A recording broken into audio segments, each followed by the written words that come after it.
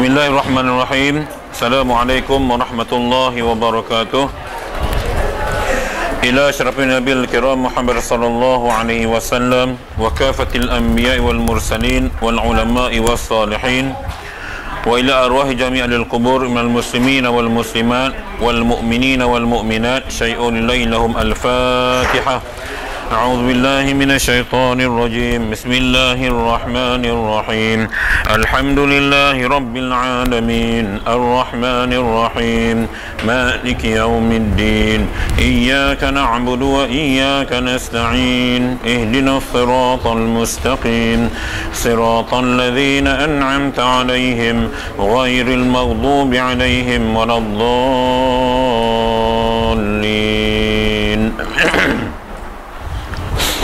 Alhamdulillahi Rabbil Alamin.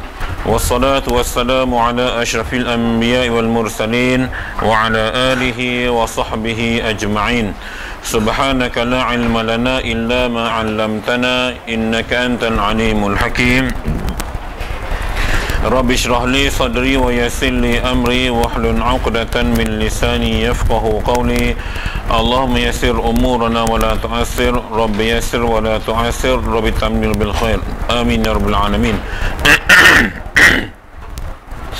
Alhamdulillah, tuan-tuan dan puan-puan, muslimin dan muslimat yang saya rahmati, pertamanya dan utamanya marilah sama-sama kita menzahirkan rasa kesyukuran kepada Allah Subhanahu wa taala kerana pagi ini dapat lagi kita bersua muka dan dapat kita menyambung kembali kelas pengajian kita pada pagi ini. Dan kita dah sampai muka surat 77 lebih kurang baris yang ke di bawah ya, 2, 4, 6, 8, 10, 12. Di bawah tajuk ataupun permulaan ayatnya yang berbunyi demikian lagi. Ya, demikian lagi. Sebelum tu saya nak buat mengempen untuk Sulawesi. Tarikh yang diberikan pada saya sampai 20 hari bulan sahaja. Setakat ni dah 1000 lebih yang bank account. Cuma saja nak elak lah kalau tuan-tuan nak derma hari ni untuk sabung kemanusiaan Sulawesi ya. Jadi tim kami akan pergi, tim saya lah, saya tak pergi, tapi tim akan pergi mungkin hujung bulan ni kot ya, ke sana. So kita akan buat barang yang diperlukan lah untuk membantu sahabat kita di sana. Baik, baru ni saya ke Kelantan, dijemput kerana diundang berceramah. Satunya di Masjid Sayyidina Osman, Mukim tepi sungai, tepi sungai Kelantan ya, Tanah Merah.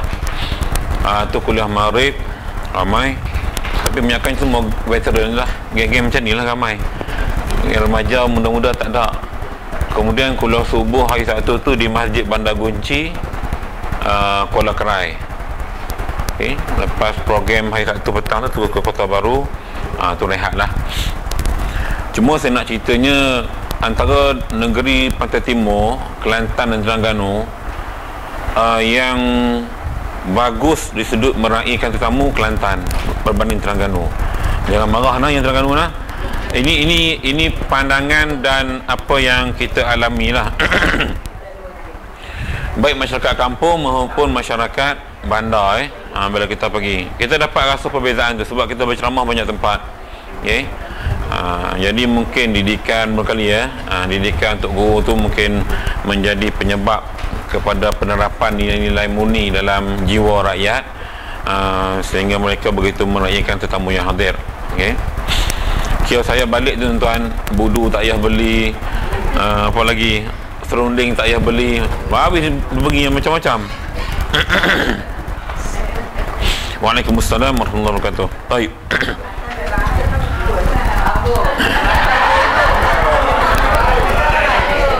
Baik, alhamdulillah baik, ya baik. Baik ada makna ya. Orang kata rajin masak.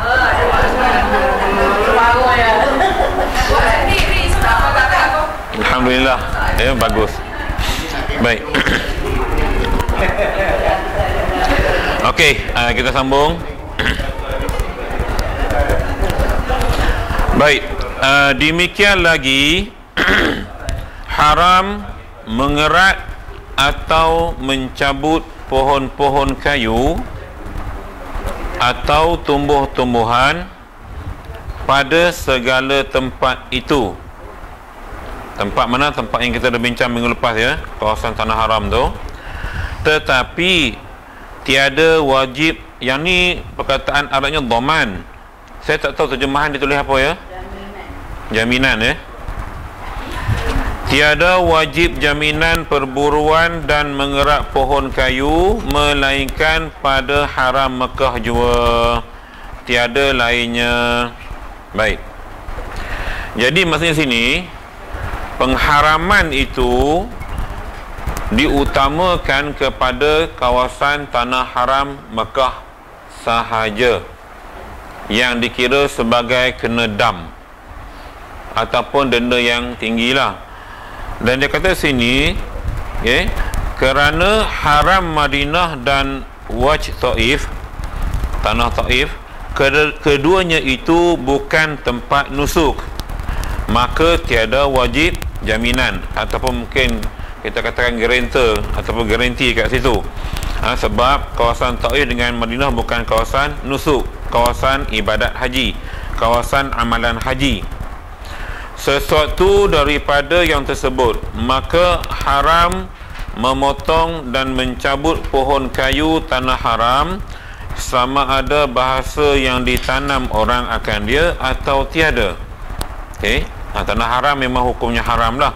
Dan haram memotong dan mencabut tumbuh-tumbuhan tanah haram melainkan tumbuh-tumbuhan bahasa yang tiada ditanam orang akan dia. Maknanya tumbuh sendiri, liar. Bahkan ia tumbuh jua, maksudnya pokok yang tumbuh sendirilah, macam pisang hutan, tetapi harus diambilnya kerana umpan binatang. Cabut tak boleh, potong tak boleh. Boleh ambil sikit kalau nak buat umpan binatang, umpan nak mengai ke apa ke. Ni kalau orang duduk di situ lah. Atau kerana buat ubat seperti daun sinai Mekah. Maki itu Mekah lah. Maknanya kalau nak buat ubat dibenarkan kita ambil. Dan buah-buahan pada nadam. Nadam ni tak saya ranting ataupun dahan Atau kerana sayur-sayuran seperti pohon bilam ke, macam bayam. Bayam ada lepas tu. Bilam kot. Bailam. Macam kailan je ni. Kalau ada tumbuh lah di sana, kalau ada tumbuh. Dan bayam harus diambilnya qadar hajat jua. Boleh ambil untuk makan sikit sebab sayur kan. Maknanya di sini hukum tu dah berubah pengecualian. Yang kita mengaji selama ni tak boleh. Rupanya ada benda yang boleh, tapi bukan untuk jualan lah. Dia kata tiada harus diambilnya kerana hendak dijual. Waalaikumsalam warahmatullahi. Tafadhali. Jadi ambil untuk buat ubat, ambil untuk buat sayur sikit, yang tu tidak ada masalah. Buat jual tak boleh. Bersalahan tumbuh-tumbuhan yang bahasa ditanamkan dia. Kalau yang ditanam sendiri, maka harus diambilnya mutlak. Maknanya kalau orang tu tanam, dia memang buat tanam sayur di kawasan rumah dia, kebetulan di Mekah, kawasan tanah haram, maka dia haruslah ambil dia punya. Dia maknanya yang tak boleh kita yang bukan penanam lah, kita orang luar ni. Jika ia tumbuh sendiri sekalipun, tapi tumbuh tu di kawasan ladang dia, dia punya kawasan kebun dia, mana dia boleh ambil. Dia ada pagar, pagar dia punya. seperti gandum dan syair, biji-bijian dan barang sebagainya. Okey, tu boleh faham cakap tu nah. Cerita mudah faham. Kita yang bukan tuan punya tanah, tak ada ladang apa semua, tak boleh lah. Kalau boleh ambil pun untuk ubat. Untuk ubat, maknanya kalau doktor kata memang kena makan pucuk ni, contohlah, maka boleh pergi petik, ambil makan.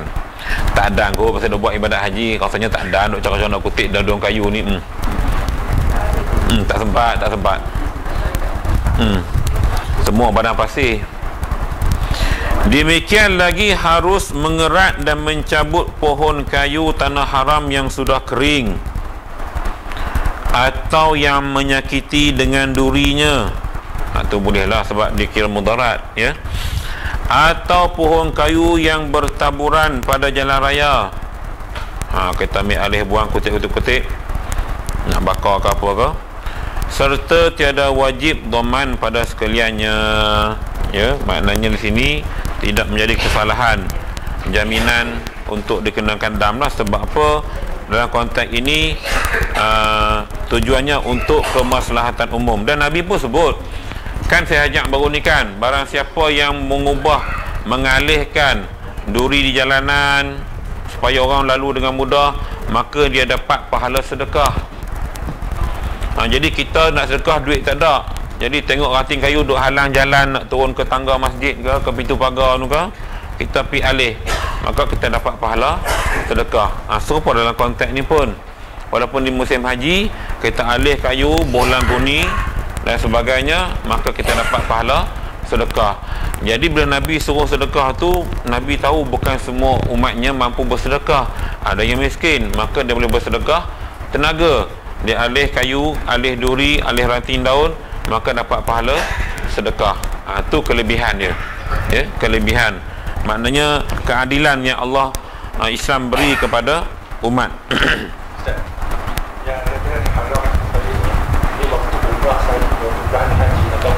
Waktu haram, waktu ihram je.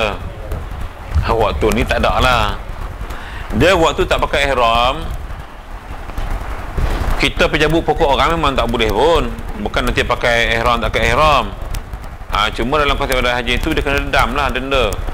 Cabut tak ada kerja. Tapi kalau untuk kemaslahatan macam ni, ganggu laluan pejalan kaki semua, hukumnya harus, tidak ada masalah. Bahkan dia tak kena dam pun. Sebab tujuannya itu untuk kemaslahatan umum, ummah, ya. So kita kalau sama ada, kalau kita rajin guna tangan, malas guna kaki, kuih-kuih itu pun tak apa dah. Biasalah orang kita kan, rajin guna tangan, cari plastik, kutip bubur, malas kuih dengan kaki, standard lah tu. Paling malas kuih dengan kaki, bohlam kolam, bohlam parit pula, lagi sampah banyak. Tu jadi banyak kilat tu. Sekolah Menengah Agama Miri, tuan-tuan, Miri di Sarawak, sekolah agama yang pertama menggunakan kaedah Jepun dari sudut kebersihan. Nombor satu di Malaysia, tuan-tuan, dia bela ikan dalam kawasan kolam, bukan kolam, longkang sekolah, dan tidak diletakkan sebarang tong sampah dalam bilik, dalam kelas, mana budak-budak sampah kena bawa balik ke rumah buang. Sekolah pertama yang menjadi idola, mungkin tuan tak tahu lah, ni baru ya, baru dilaksanakan oleh pengetua sekolah agama dia, dan nampak kebersihan cukup cantik. Tuan-tuan, dia ambil masa lebih kurang 2 tahun untuk menerapkan kepada pelajarnya aspek kebersihan ala-ala Jepun. Kan Jepun kan dia punya longkang boleh ikan, punya jernih air. Maka sekolah tu menjadi perintis sekolah agama di Malaysia sekarang. Mungkin pengetuanya suka melawat Jepun barangkali, jadi idea Jepun tu dibawa ke sekolah. Cuma latihan untuk didikan nak terapkan dalam jiwa murid-murid itu, dia ambil masa 2 tahun. Lama ya tuan-tuan, bukan senang nak ajar budak-budak kebersihan orang Melayu kita lagi lah kan. Even gula-gula punya itu pun kalau boleh, dia gitu je. So dia orang tak letak tong sampah dalam bilik, memang tak letak. Kawasan sekolah pun tempat tertentu je, so budak kena bawa plastik sendiri, mana sampah bubuh balik di rumah buang. Jadi dia dapat jimat tukang kebun. Macam tuan-tuan nak pergi Naratiwak ni, pergi sekolah agama hak saya cerita tu kan, dia tukang kebun dia tak banyak sebab pelajar yang lewat akan didenda mencuci kawasan sekolah, sapu sampah, jadi tukang kebun yang lewat 15 minit pelajar tak kira apa orang, letak beg dulu, jadi tukang kebun. Buat mana janji sekolah tu bersih, dapat jimat. Betul. Okay. Jadi yang kata nak pergi tu jangan lupa pergi ziarah Madrasah Al-Bi'asatul Islamiyah Naratiwak ya. Dan kalau nak mudah boleh jumpa dengan Dr. Hassan selaku orang yang kita katakan ketua masyarakat lah, yang dianggap orang hormat lah. Dr. Hassan ni dia pernah belajar UAE dan Madinah. Madinah PhD yang dapat anugerah dekan Universiti Islam Ummul Qura tak saya di Naratiwak. Besar ya, Madrasah Al-Bi'asatul Islamiyah. Pelajarnya 4,000 orang lebih. Tuan-tuan pergi buat ni, dia akan jemput ke sekolah dan dapat lihat perhimpunan. Dia bagi duduk di bangunan atas kan, tuan-tuan tengok, Allah, budak-budak beratuk cantik dengan pakaian, lepas tu dengan lagu Asmaul Husna. Jadi cikgu tak peduli pun, semua dia urus oleh pelajar sendiri. Masuk kelas, dia adalah kawat dia tu, baris kiri kanan masuk kelas. Memang lain pada sekolah kita Malaysia, memang lain sangat. Dia budak-budak kadang cakap sama ni Siam, kadang cakap Melayu. Kalau guru cakap Melayu lah. Tuan-tuan jangan cakap bahasa Inggeris, dia orang tak faham. Dia hanya Melayu dengan Arab. Arab memang fluent, Arabic fluent. Guru-gurunya banyak cakap Arab sebab banyakkan daripada sana, daripada belajar dekat Madinah, Mekah. Dan dia orang nota semua ya, Rumi tak apa dia sangat, dia banyak tulis Jawi. Saya bila saya diagnos semua tu kan, cara makan semua Jawi, kadang-kadang tulis Arab lagi cara makan. Itu kehebatan dia orang, tuan-tuan. Pergilah ya, jangan lupa jumpa Dr. Hassan. Saya boleh bagi nombor, kalau saya ada saya bagi nombor, tuan-tuan kontak ya. Dr. Hassan nama dia. Dan boleh melawat tapak Universiti Islam ASEAN yang akan kita bina di sana, gabungan beberapa buah kerajaan Islam dengan dana, termasuk saya dalam bidang untuk kutip dana lah. Nanti tuan-tuan boleh pergi tempat dia, tapak tu, tanah wakaf. Okay. Dan boleh melawat dia orang punya ladang ternakan udang, udang yang menggunakan sistem organik, iaitu makanannya daripada kulit apple. Buah apple, kupas kulit tu di blend, dihancurkan dan menjadi makanan udang. Very organic, memang tak ada uric acid. Ya, untuk gaut boleh makan, no problem. Sebab makanan udang tu makanan yang kita kata apple, benda baik. Apple ada yang apple Siam, ada yang apple dia orang import. Siam ni boleh belaka. Buah apa dia tak boleh cipta tanam. Pokok masam jadi manis. Siam punya kerja. Buah asam, aneka asam tu, asam madu, boleh manis pokok asam. Saya dah beli kat Kelantan pun ni. Asam Jawa pun manis. Siam ni dia hebat, boleh buat macam-macam.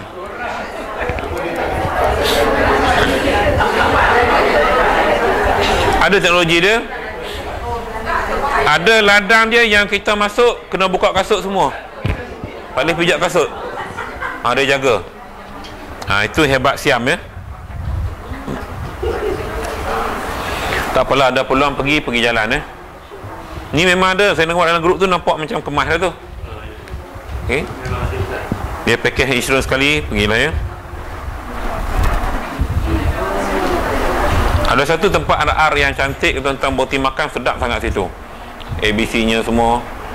Yang tu di sebelum Naratiwak apa, Yala kawasan Yala. Semua orang Islam situ. Takut benda ya. Nak mati zaman mana pun boleh mati, ingat tu ya.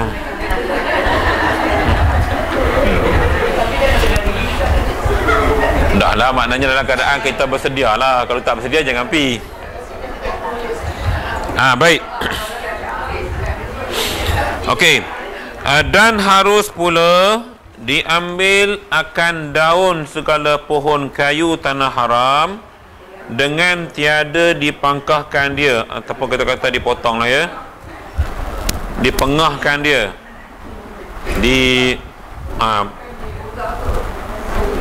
punggah pangkah, kira tak boleh cantai lah, ambil daun saja. Bahasa utara kata cantai.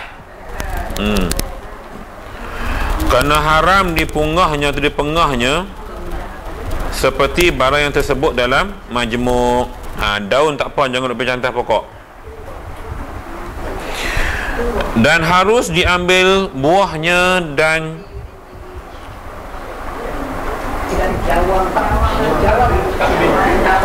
cawang pohon kayu sugi.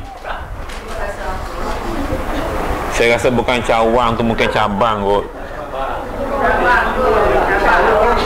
Dia cawang ni, daripada perkataan cawang ni maksudnya dua maksud dia. Cawang, cawangan pusat atau cawang elektrik. Cawang ini cabang kot, mana cawang pohon. Nak baca cawang pun salah benar lah tu, lain maknanya. Mungkin cabang pokok lah ya. Cabang pokok kayu sugi harus diambil. Sebab sugi digunakan, kayu sugi itu digunakan untuk kita cuci gigi kita. Tetapi tiada harus diambilnya kerana menjual. Kepok sikit tu kira untuk tenyeh gigi kita je lah, kan, kayu sugi tu. Bukan nanti potong banyak-banyak pergi jual kat pasar minggu. Tu tak boleh. Bermula yang wajib mengerat atau mencabut pohon kayu tanah haram Mekah yang besar pada uruf satu lembu atau satu unta atau 7 kambing, dan yang hampir satu subuk yang besar itu dia punya denda 1 kambing kibas. Dia umpamakan kalau kita kerat ke cabut pokok yang sebesar tu lah.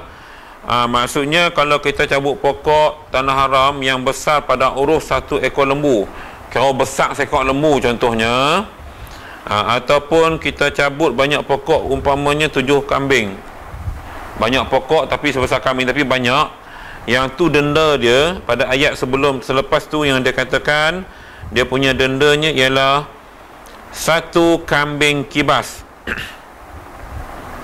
Ni denda denda dam tadi sebab cabut pokok tu, atau 1 subuk unta. Subuk ni 1/7 as-subu'u daripada sabi'ah, bahasa Arab.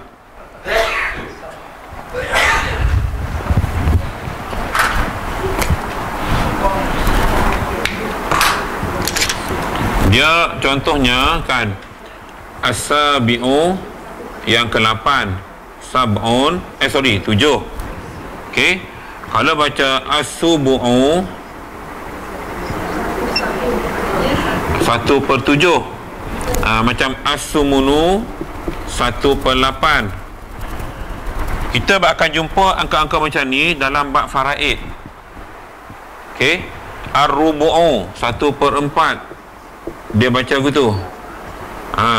Ar-rubu'u 1/4.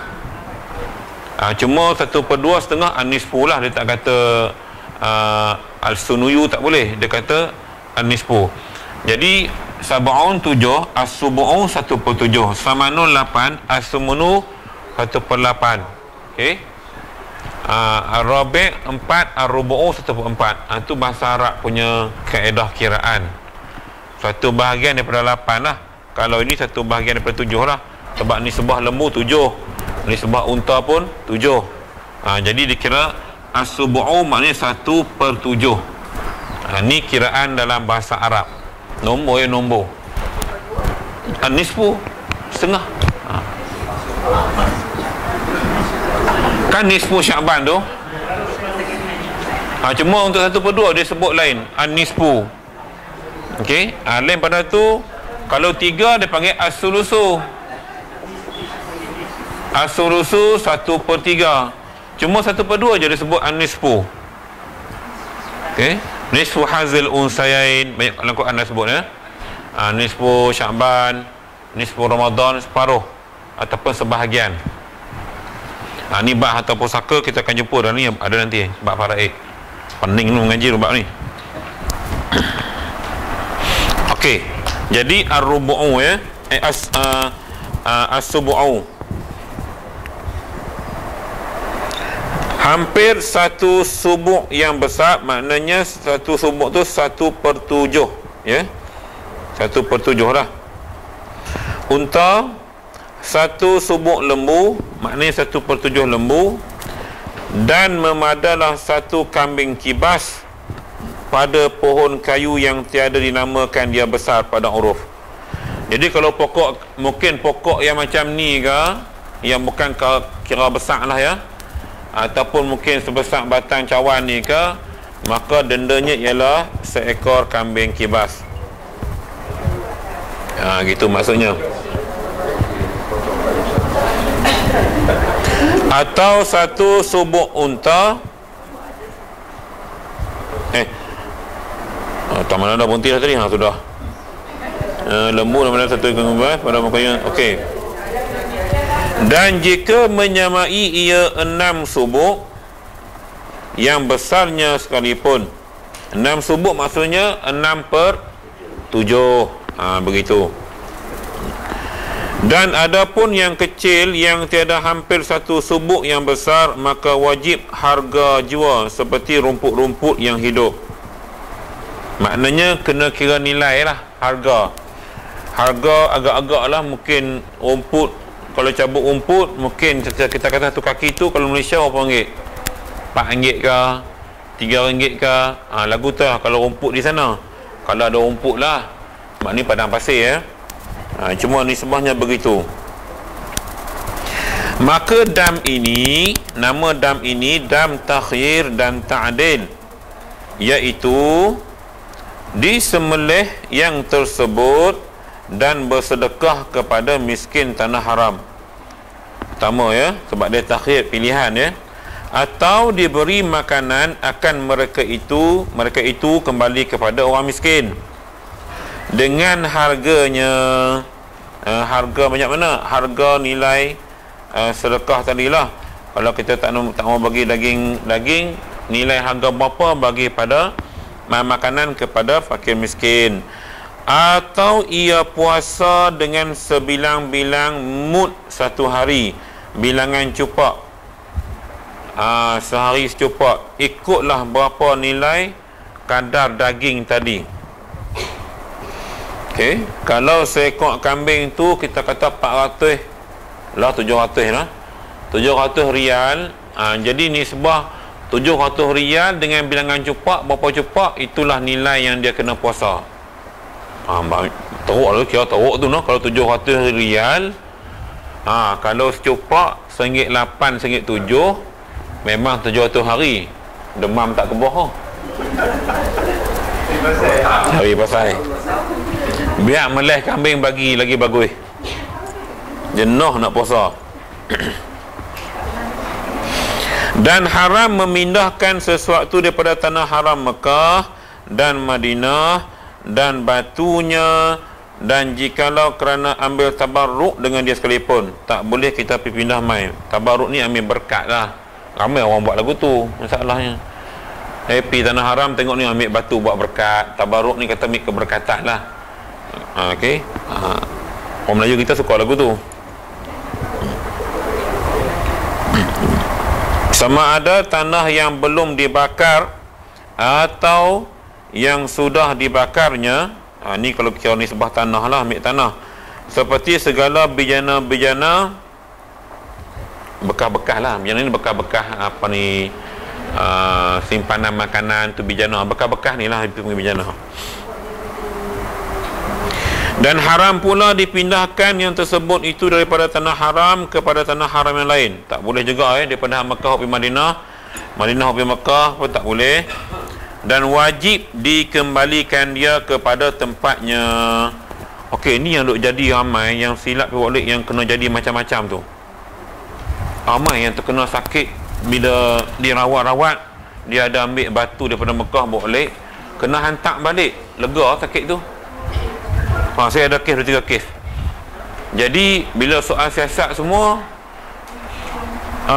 rawatan tak boleh nak sembuh, melainkan caranya tu je, pulangkan balik batu tadi di tempat mana dia ambil di Mekah. Bila dipulangkan, penyakit pulih seperti biasa. Ya, dia tak kira, maknanya dia boleh ingat. Pesakit tu boleh ingat dia yang ambil, dia yang ambil. Sebab itu tuan-tuan, jangan main-main tempat-tempat itu. Dia bukanlah kata sumpahan ke apa, tak, tapi sebab benda yang Tuhan tak bagi, jangan duk gagah-gagah pergi ambil. Nampak batu tu lawa ke, cantik kan, tengok corak cantik, tak pernah jumpa kat Malaysia seumur hidup, tak pernah. So nak ambil konon-konon bohlam ni, buat berkat konon-konon, balik Malaysia demam tak kebah-kebah.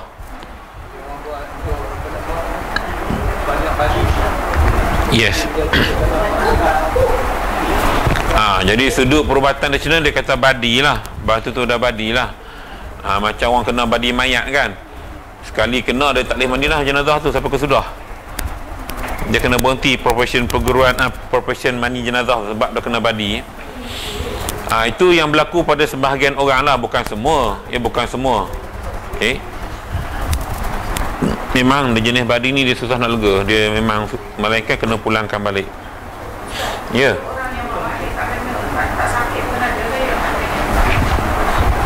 Yang saya jumpa sakit, setakat saya jumpa lah. Cuma kes yang kami jumpa ni jenis walid batu, hal lain tak walid. Pelik semua.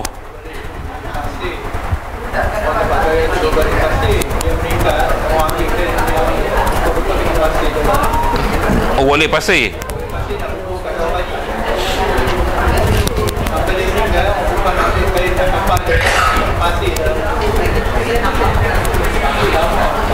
Ya.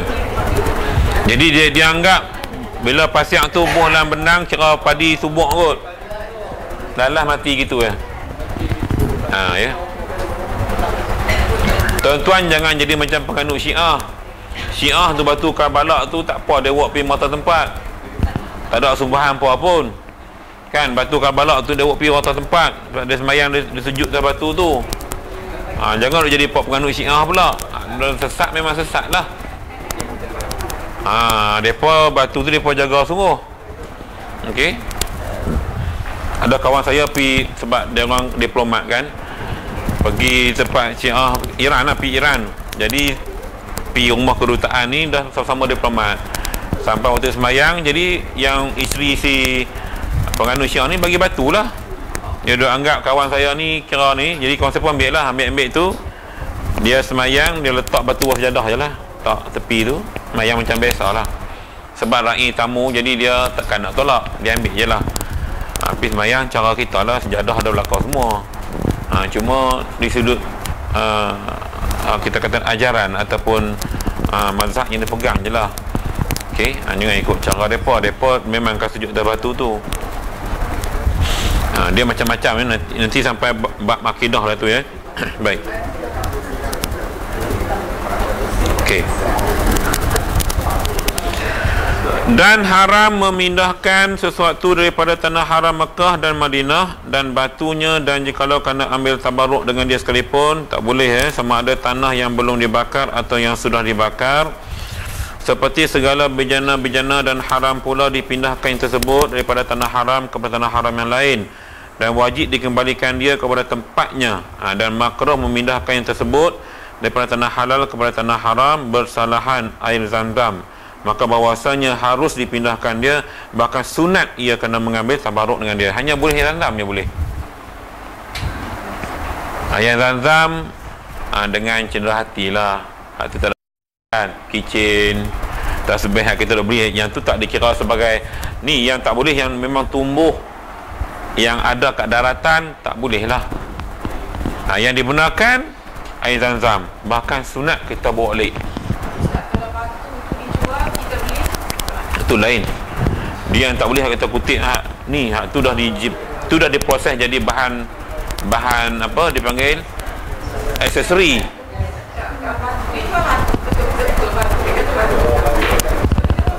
Tak batu hiasan tak? Tekan batu biasa gitu. Banyak tempat yang saya jumpa jual batu. Untuk kita beli tak? Beli. Saya tak pernah beli lah. Tapi Ini kan nak tanya apa dia. Ya, kalau beli balik tak jadi apa, okey tu. Kalau balik jadi apa, tak boleh hentak balik tu test dulu. Jadi booking flight pi pula. Buat umrah lagi sekali, pulangkan balik.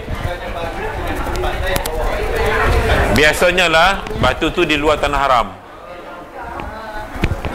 Orang hang niaga di sana, hang menipu pun ramai. Hak kata kayu kokor, semua kayu kokor. Tah-tah kayu mana dia ambil tak tahu. Tak ramai tuan-tuan beli kan. Yang dia kata tasbih kayu kokor, tungkat Nabi Musa apa semua. Ingat senang nak ke Gunung Arak cari bahtera Nabi Nuh tu. Ramai kena tipu kita ni tuan-tuan. Ya. Cahaya kokor tu ada ni. Saya pernah bujah sampai kena baling buku tuan-tuan. Ni pengalaman, cerita sikit. Isu kayu kokor saya pernah kena baling buku. Ini hujah dengan orang yang ada tarikat, dia ada tarikat tapi guru tak mursyid saya takut. Kalau ada mursyid akhlak tak macam tu lah. Jadi dia bawa buku tu kelebihan kayu kokor. Beli kat pasar malam yang buku tu pun. Saya bawa 4 kitab. Hujah ni. Jadi tuan-tuan, saya Muslim yang ni dengan saya Muslim, yang pengadil Kristian, kaki gereja. Jadi bila berbahas tu saya guna dari Quran. Kan kita tidak boleh mempercayai perkara khurafat dan tahyul. Ayat Quran ada sebut, saya lupa ayat dia. Jadi mempercayai bahawa kayu kokor ni boleh memberi suatu manfaat ataupun musibah adalah syirik hukumnya. Tak boleh, Nabi larang. Dia bertekak, mana boleh. Jadi dia, sebab dia meniaga menentukan, dia buat rantai semua. Itu isu satu isu. Isu yang kedua, adakah betul yang dia jual itu kayu kokor? Asalnya kokor. Nak jadi cerita tuan-tuan, bila dalam kelas saya larang anaknya pakai, Syekh Ustaz, pakai ni Ustaz, tak ada insiden, tak ada musibah. Dia punya budak dekat tempat. Alah, saya kata tak apa, saya nak tengok lah. 2 minggu main bola patah kaki. Time tu bapak dia diam. Bapak dia diam. Jadi sebab mempercayai satu benda yang seperti ini, hukumnya syirik, tak boleh tuan-tuan. Dan benda tu pula entah betul entah tidak. Kokor ni yang saya tahu tuan-tuan, dia punya bau sampai forever, bila-bila kalau kayu tu berbau. Kalau tuan-tuan beli waktu tu bau di Mekah, balik Malaysia tak bau, itu bohong. Saya ada satu yang orang bagi, itu pun orang hadiah. Bau sampai keluar ni. Tasbih memang betul mahal. Beratus harga. Tapi dia bau sampai keluar, dia bau.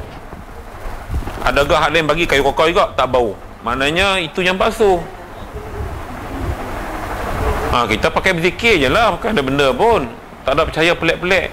Hak yang nak bagi mudarat dengan manfaat ialah Allah. Itu kena ingat. Jadi balik dari cerita budak tadi, jadi ayah dia berlaku insiden tu terus diam. Baik pula beli KFC bagi makan lagi, buat kenduri dalam kelas.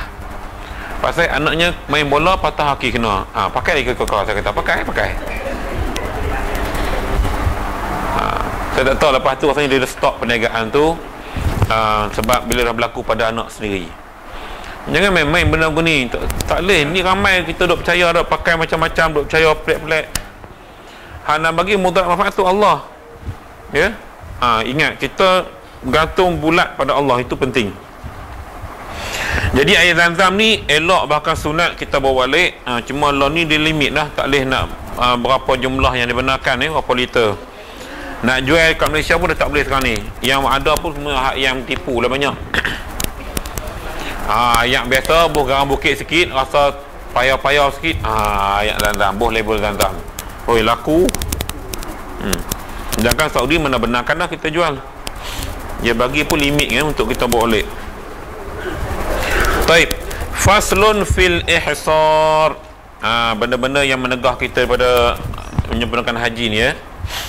Faslun fil ihsar. Ini suatu fasal pada menyatakan ihsar. Apa makna ihsar? Iaitu ditegahkan yang muhrim, yang muhram, yang pakai ihram ya, daripada sekalian jalan daripada mentamamkan nusuknya haji atau umrahnya.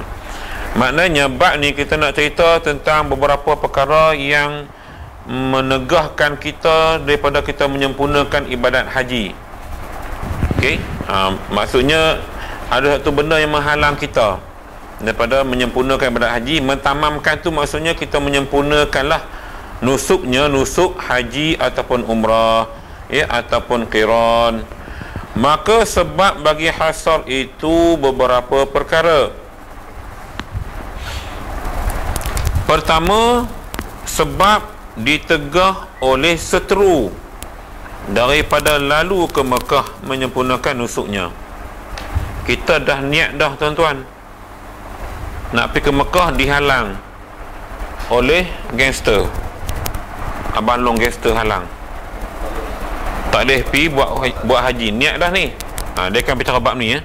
Adakah kita kira dapat haji ke lagu mana, dia akan contoh lain.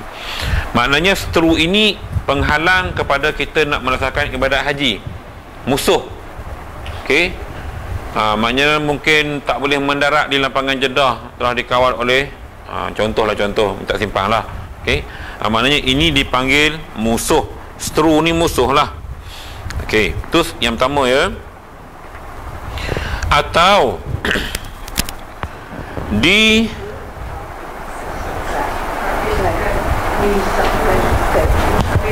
ada baca hisab, ada baca habis.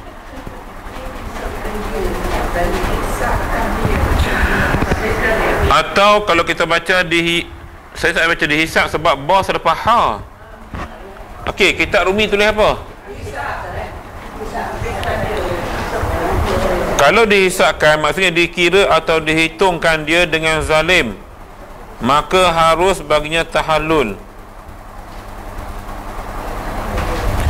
Dikirakan dengan zalim,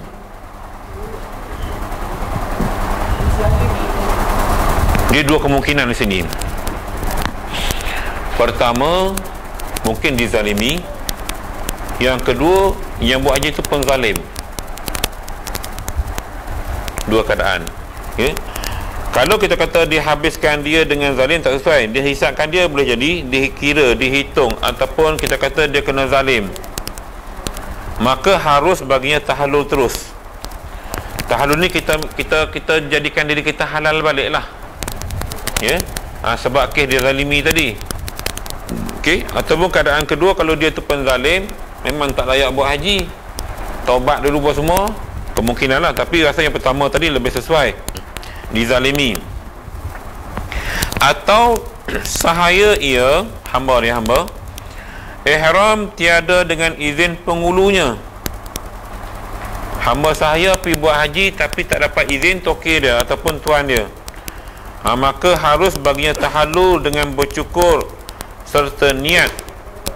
Jika tidak disuruh oleh penghulunya dengan tahallul sekalipun, maka jika disuruhnya tahallul, maka wajib ia tahallul. Ni kes arahan daripada orang yang ada power lah, tuan kepada hambanya. Atau suami, maka harus baginya tahallulkan isterinya. Jika nusuknya fardu sekalipun, maka wajib atasnya isteri tahallul dengan disuruh oleh suaminya. Nampak di sini, ni kes mungkin tak dan kira tak pandai jaga break ke apa kan, bahasa senang faham lah tuan-tuan ya.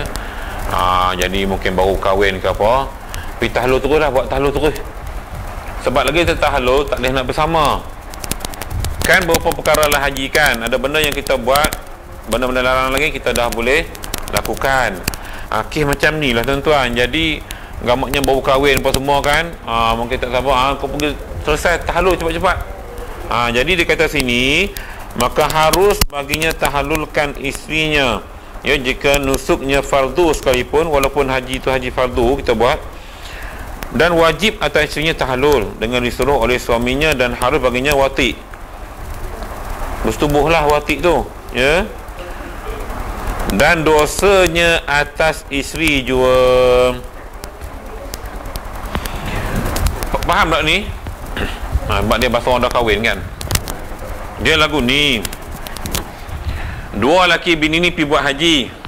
Tuan-tuan, buat haji. Baru kahwin. Jadi bila baru kahwin, kan larangan haji kan bila dah ihram tak boleh bersamalah. Okey. Maka cara nak bersama kena tahallul dulu. Jadi suami ni paksa bini dia. Kalau tidak tak boleh nak bersama. Maka bini tadi mungkin dia tak sempat nak buat banyak ibadat nusuk yang lain, dia terpaksa tahallul awal lah, kira terpaksa bercukur, kena nilu. Sebab apa? Suami nak bersama dengan dia. Maka dalam konteks ni, isteri kena taat lah, kena tahallul, tapi hukumnya berdosa. Ya, sebab dalam ibadat haji dia nak cerita di sini, tegahan ihsar di sini, tegahan kita daripada menyempurnakan ibadat haji dengan sebab sesuatu alasan ni, alasan seteru musuh, alasan tak izin hamba yang tak ni ataupun dizalimi. Tapi alasan yang terakhir ni kira alasan sebab kes taat pada suami. Kalau ikut tulisan kitab ni, kata dia, tuan-tuan baca nah. Dan dosanya atas isteri jua.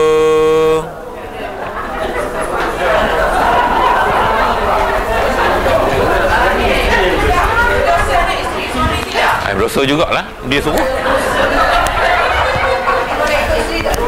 Jadi tuan kitab ni dia nak kata tulis si suami yang menyuruh pun tak boleh, sebabnya dalam waktu ihram kena habiskan dulu perkara-perkara wajib haji yang membolehkan tahallul awal tu. Ni yang berlaku, sebab tu duk asing-asing tu lagi bagus. Perempuan, laki-laki, selesai.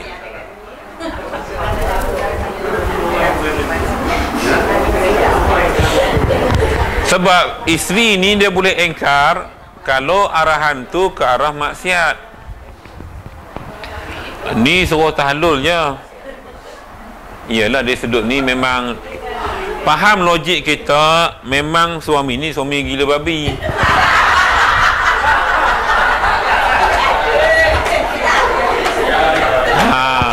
Senang faham. Kalau begini, dia tak payah buat haji, dia pergi bulan madu, kan senang. Betul tak? Kalau jenis hal lagu ni, elok pergi bulan madu, tak payah suruh tahlul dah, senang. Ni hang nak main haji, hang suruh tahlul sebab mata-mata nak bersama isteri, payahlah ceritanya, memang gila babi betul.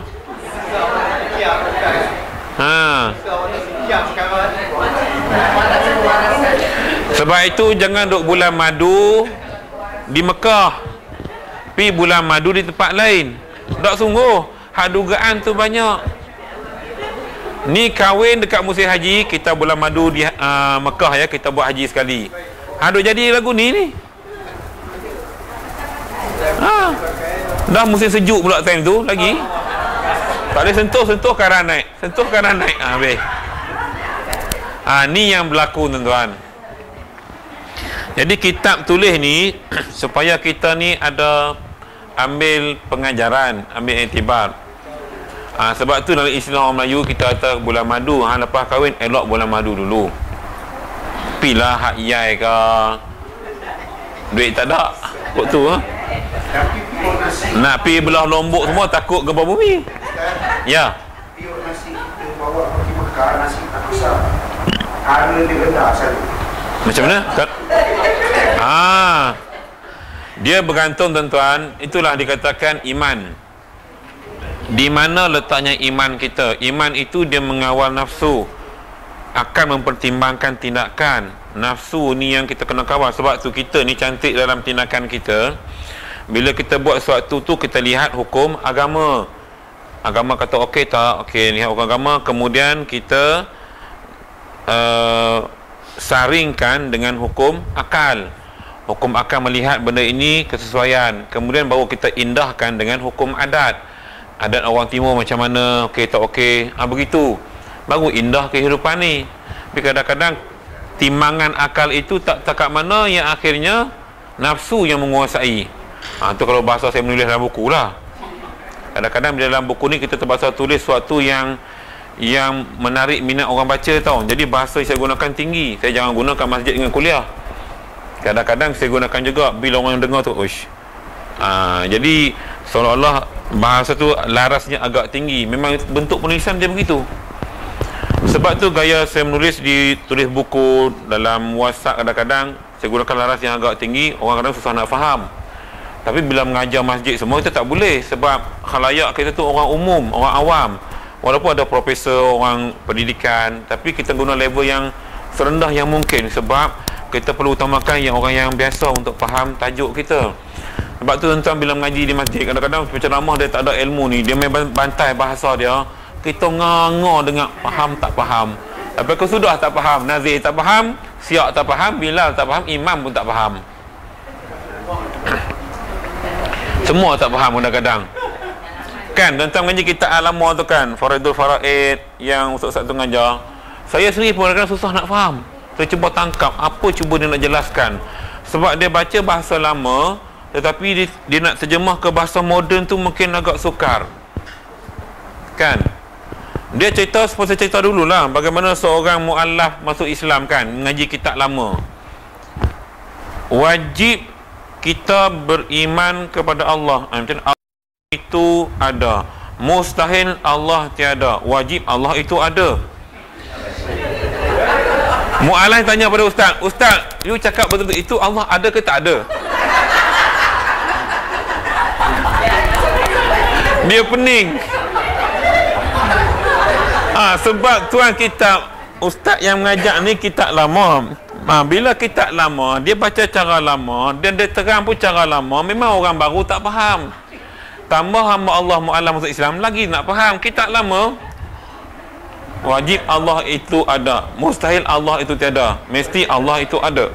Dia pening, ada tiada. You cakap betul-betul itu Allah ada ke tak ada? Jadi sebab itu kadang-kadang tuan, penggunaan bahasa ni kena lihat kepada orang yang kita ajar juga. Ya, tak boleh. Dalam pendidikan dah tahulah, laras bahasa kita panggil, kesantunan bahasa. Jadi Melayu kita ni dia kaya dengan kesantunan bahasa. Sebab itu ada perbezaan saya sebutkan. Bila Allah berfirman, Nabi bersabda, Sultan bertitah, rakyat berkata. Nampak tak? Itu Melayu ni dia kaya dengan kesantunan bahasa. Indah. Orang putih say, S-A-Y, itu je lah. Siapa pun say. Nampak tak? Tapi kita kaya dengan kesantunan bahasa. Hormat. Penghormatan tu.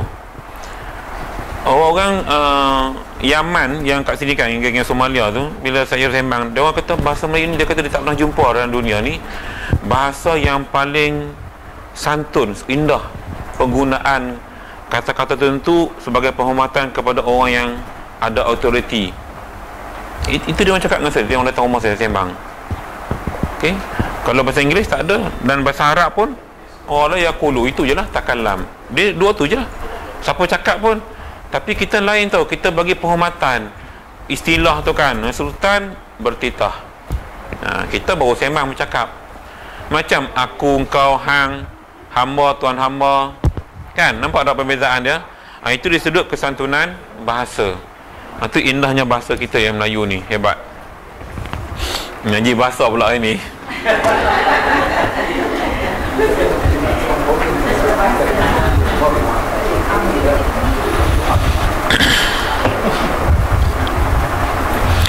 Atau asalnya hingga ke atas, maka harus baginya tahlulkan anaknya daripada yang sunat, tiada yang fardu. Ni kalau anak yang tak ni tak apalah ya. Atau kerana hutang, maka harus bagi ampunya hutang yang tunai menegahkan yang berhutang yang kaya daripada ia keluar kepada nusuk. Itu yang sebab buat haji tak boleh hutang, tuan-tuan. Hutang tak boleh, dia kira benda yang menegah kita buat haji. Sebab tu kadang-kadang orang kampung-kampung dia terpaksa jual tanah semua. Saya tak pernah setuju tu. Ya, kalau tak ada duit, tak ada duit. Dan ada pula skim sekarang di Indonesia dah ada ya, pinjaman diberikan kepada mereka yang nak buat haji. Di Indonesia saya tak tahu. Di Indonesia memang ada. pinjaman haji. Nak buat haji boleh hutang, pergi buat haji. Ustaz, kalau yang main kutu ni itu larang.